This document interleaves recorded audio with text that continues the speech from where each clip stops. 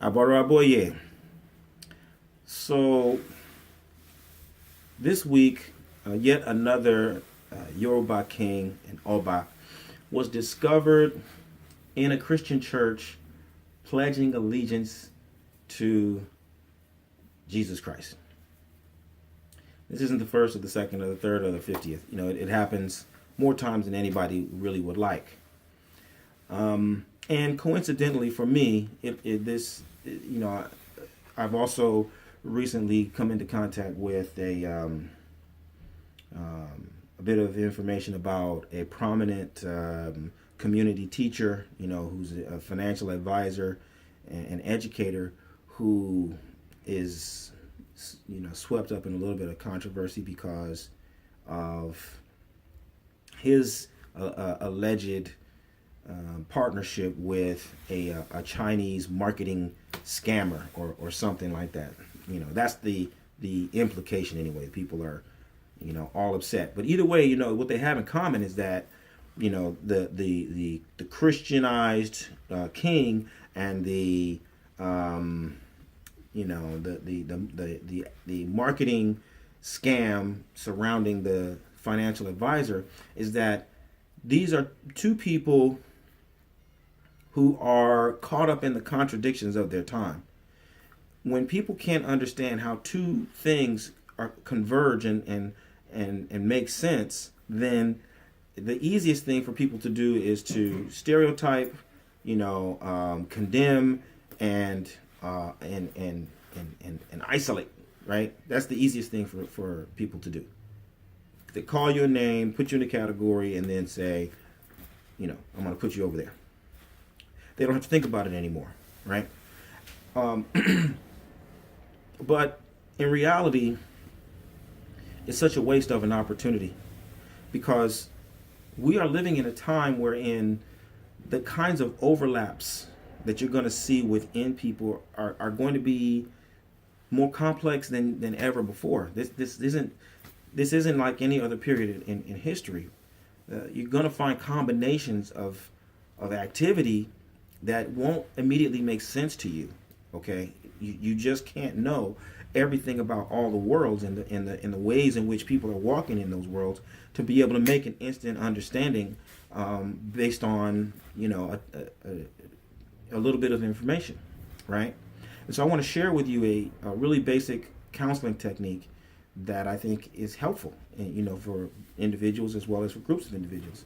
And it basically is the idea that when you meet with a client or a patient, your first job anyway, is not to verify what the person is saying as true or false. Your client comes in, he tells you this amazing story. Your first job isn't to see whether or not the story is true or false. Your first job is to understand that it's true for the person telling you the story, right? That's what matters most. It's true for her. It's true for him. They really believe what they're telling you. And so once you can accept, no matter how strange it might sound to you, once you can accept that it is true for the teller of the story, then it's going to prevent you from judging that person. So you can't heal somebody who you're judging. You can't help somebody who you have condemned based on, hearing 5 minutes of their story. So the ability to accept that what the person is telling you is true is the first step, towards building a bridge and extending your hand in friendship and creating a mutual understanding, which is why we're doing all this in the first place, right? This is so important to what we do in the Orisha Lifestyle Academy, keeping in mind that we have one mandate. Olodumare has given all of humanity one mandate, and that is to help bring about the good condition.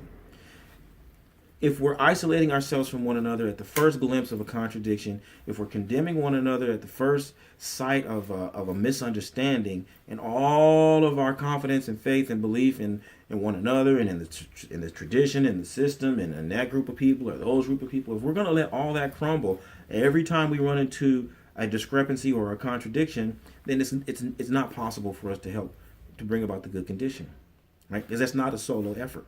That's not something that's just going to be done by the Americans, or just by the Brazilians, or just by the Nigerians, or only by the Cubans. It's going to require a concerted effort. This is the first time in history that we've ever been able to come together, all the members of the family, after 500 years or so. This is the first time we can all come together, right?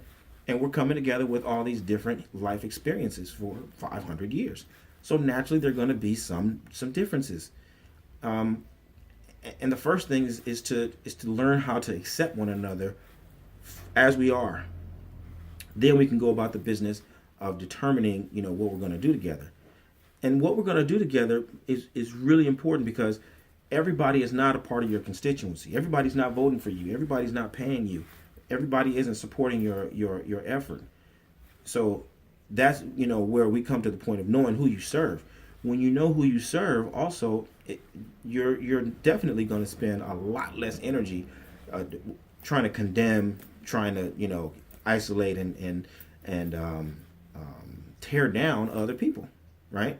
Because you have too much other responsibility serving the people who are there for you, and who are dependent upon what you have to offer. And so I want to invite you to be a part of this movement for a greater good, to join this movement to transcend the small and menial contradictions, and so that we can really overcome the big contradictions, right? And we can build a mutual understanding that will help each of us optimize all of our natural gifts and talents, and show up more fully and do what we've been commanded to do by Olodumare, which is to help bring about the good condition. Aboro aboye, boshishe.